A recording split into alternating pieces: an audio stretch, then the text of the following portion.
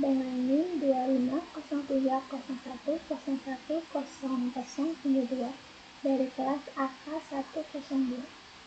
Di sini saya akan menjelaskan tentang pengertian literasi, pengertian ICT literasi, hubungan ICT literasi dengan masyarakat, penggunaan TIK dan penggunaan AI, dan ada 5 peran penggunaan TIK dalam konteks AI. Dan saya juga akan menjelaskan tentang data mining. Langsung aja. Di sini ada pengertian literasi. Pengertian literasi menurut UNESCO tahun 2006, yaitu kemampuan mengidentifikasi, memahami, menginterpretasi, menciptakan, mengkomunikasi, dan menghitung menggunakan bahan cetak atau tulisan terkait berbagai konteks kehidupan. Jadi, konsep ini menjadi dasar bagi ICT literasi yang tidak hanya membaca tulisan, tetapi juga mampu mengelola informasi menggunakan teknologi. Selanjutnya yaitu ada pengertian ICT literasi, yaitu kemampuan mengakses, mengelola, mengintegrasi, mengevaluasi, menciptakan, dan mengkomunikasi informasi melalui teknologi, meliputi penggunaan komputer, internet, perangkat digital yang bertujuan untuk membangun masyarakat yang berpengetahuan. Jadi ICT literasi ini penting di era digital.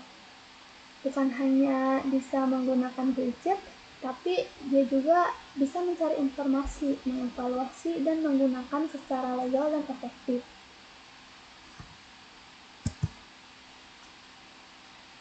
Selanjutnya yaitu ada hubungan ICT literasi dengan masyarakat. Yang pertama yaitu ada mendukung pengelolaan informasi. Yang kedua yaitu ada membantu adaptasi ekonomi digital. Yang ketiga yaitu ada mendukung kegiatan pendidikan. Yang keempat yaitu ada mengurangi kesenjangan digital. Dan yang terakhir yaitu ada meningkatkan peluang kerja dan produktivitas. Jadi hubungan ICT literasi dan masyarakat ini sangat besar. Dengan adanya literasi TIK yang baik, masyarakat dapat mengakses pendidikan, membuat keputusan ekonomi, meningkatkan skill digital, dan mengurangi kesenjangan digital. Selanjutnya yaitu ada pengguna TIK dan pengguna AI. Apa sih pengguna TIK? Yaitu menggunakan komputer, internet, dan perangkat digital untuk mengakses dan mengelola informasi. Sedangkan pengguna AI yaitu menggunakan teknologi kecerdasan buatan untuk membantu pengambilan keputusan, belajar, dan otomatisasi.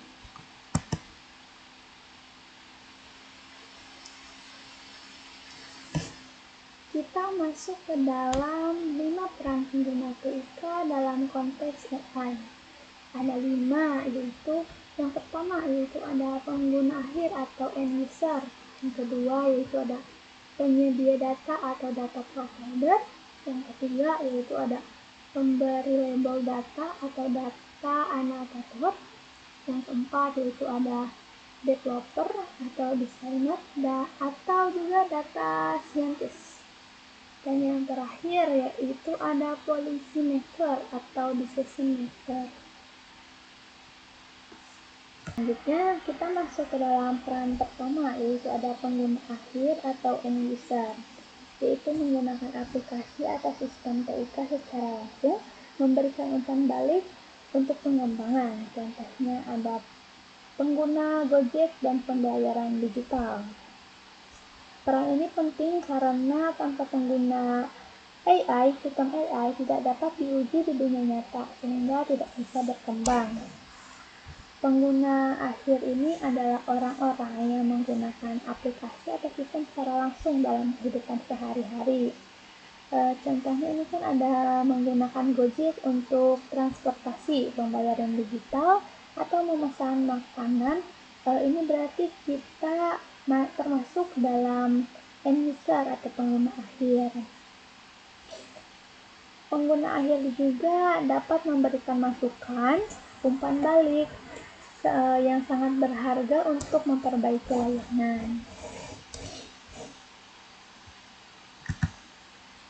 Yang kedua ada penyedia data, yaitu menghasilkan atau menyediakan data bagi AI. Peran kedua ini adalah penyedia data. Data merupakan bahan bakar utama bagi sistem AI. Contohnya yaitu ada transaksi, gambar, teks, dan database. Penyedia data memiliki dampak langsung terhadap kualitas AI, keamanan, dan privasi. Maka dari itu, penting untuk menjaga kualitas data, memastikan keamanan, serta memahami cara pengelolaan data yang baik.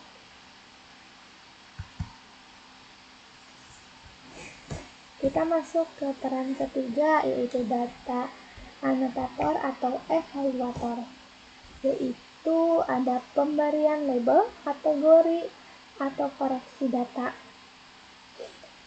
AI tidak dapat memahami data tanpa bantuan manusia. Oleh karena itu, data perlu dilabeli terlebih dahulu. Contohnya ada melabeli gambar, teks, dan sentimen. Data anotator ini penting untuk model AI hanya untuk belajar dari data berlabel. Karena itu, anotator harus teliti, konsisten, dan seringkali bekerja sama alat bantu otomatis untuk meningkatkan akurasi. Selanjutnya, kita masuk ke peran keempat, yaitu ada developer, designer, atau data scientist, yaitu merancang algoritma, membangun model AI. Mereka bertanggung jawab untuk membuat AI, membangun model AI, dan merancang aplikasi untuk mempermudah penggunanya. Mereka juga menentukan metode yang digunakan untuk memilih data yang tepat, melakukan pelatihan model, serta melakukan evaluasi dan perbaikan. Contohnya yaitu ada aplikasi mobile dan sistem otomatis. Peran ini adalah penghubung antara kebutuhan pengguna dan solusi teknologi yang akan digunakan. Dan yang terakhir, peran terakhir yaitu ada policy maker atau decision maker, yaitu membuat kebijakan, standar etika, dan regulasi AI.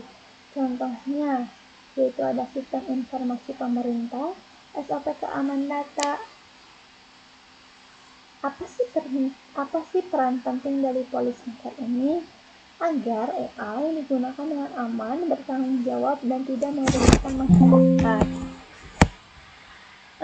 Mereka bertugas untuk mengatur pengguna AI melalui aturan, standar, dan pedoman etika. Tugas mereka sangat penting agar AI digunakan dengan aman, bertanggung jawab, dan tidak merugikan masyarakat. Tanpa peran kebijakan yang jelas, pengguna AI bisa menimbulkan resiko seperti kebocoran data atau penyalahgunaan teknologi.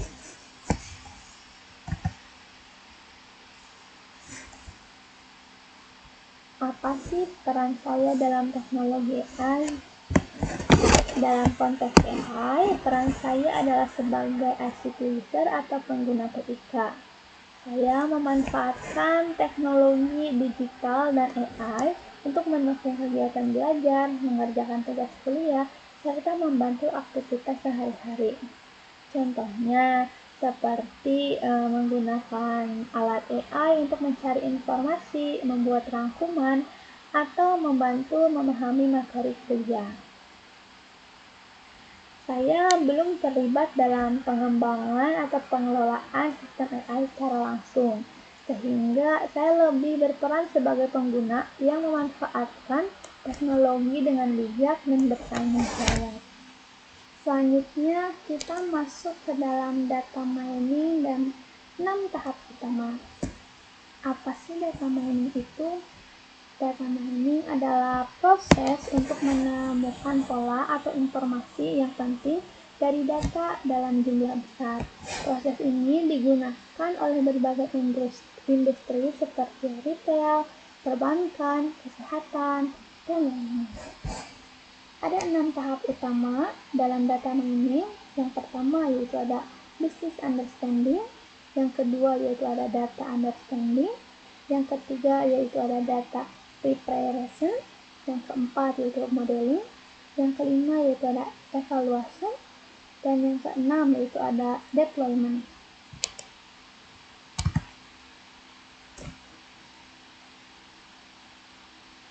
Kita masuk ke tahap pertama yaitu ada business understanding, yaitu memahami masalah bisnis, menentukan tujuan analis.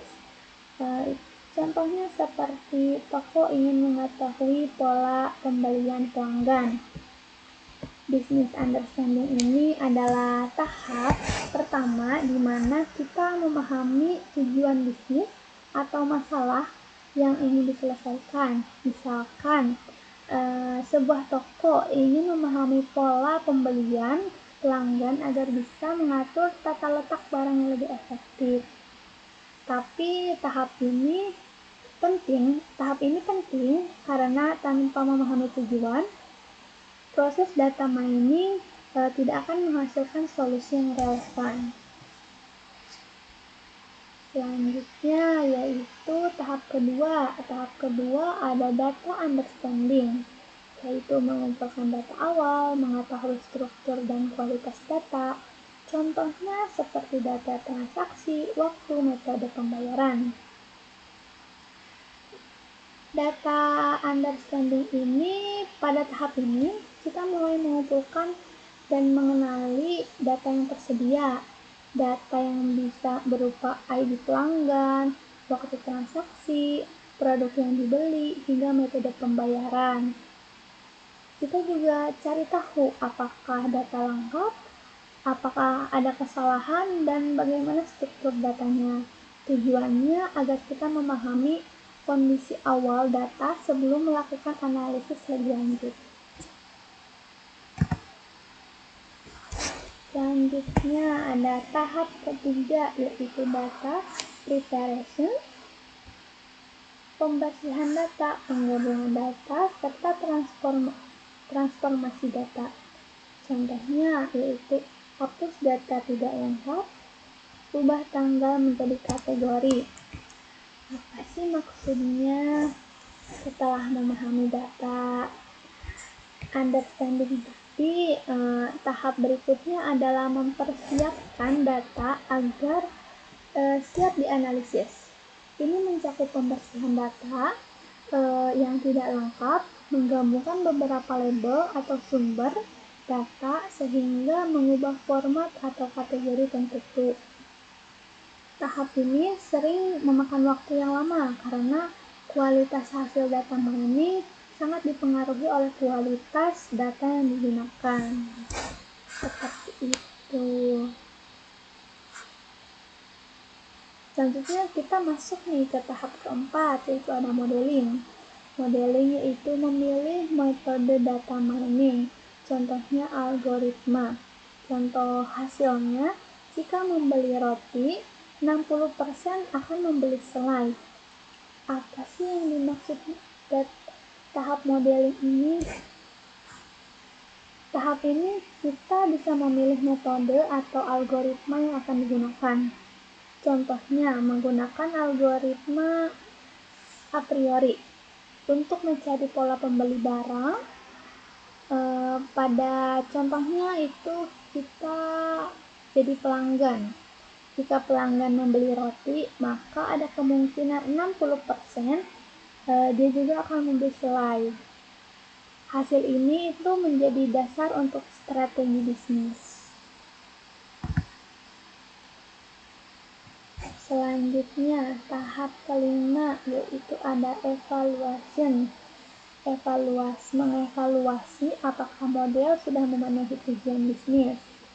Contohnya yaitu ada aturan yang tidak relevan meski akurat. Setelah model dibuat, kita perlu mengevaluasi apakah model tersebut sudah sesuai tujuan bisnis atau tidak. Meskipun model akurat secara statistik, bisa aja hasilnya tidak relevan bagi bisnis. Karena itu, hasil model harus dibandingkan dengan kebutuhan nyata perusahaan sebelum diterapkan. Yang terakhir yaitu ada tahap ke-6 atau deployment, yaitu implementasi hasil model ke dunia nyata. Contohnya seperti penempatan barang roti dengan selai berdekatan dan adanya promosi bundling. Deployment adalah tahap terakhir, yaitu penerapan hasil analisis ke dunia nyata. Dalam contoh retailnya, hasil data mining ditetapkan dengan menempatkan roti dan selai lebih dekat atau membuat promosi bundling. Tahap ini memastikan agar hasil analisis memberikan dampak nyata dalam pengambilan keputusan. Kita masuk ke dalam tahap terakhir dari penjelasan materi ini, yaitu ada penutup. Nah, jadi ICT literasi itu menurut saya adalah kemampuan penting untuk masyarakat digital ya. AI juga berkembang karena peran pengguna. Sedang ada data mining juga dapat membantu pengambilan keputusan. Yang terakhir itu ada pengguna TIK harus memahami etika, keamanan, dan efisiensi teknologi. Dari penjelasan ini saya dapat simpulkan ICT itu sangat penting ya untuk masyarakat modern. Peran pengguna TIK juga dalam AI beragam dan saling melengkapi sehingga teknologi dapat berkembang dengan baik. Sebagai pengguna TIK, kita memiliki tanggung jawab memahami teknologi, menggunakan secara bijak, dan memanfaatkan AI untuk kegiatan positif serta meningkatkan kualitas hidup. Seperti itu.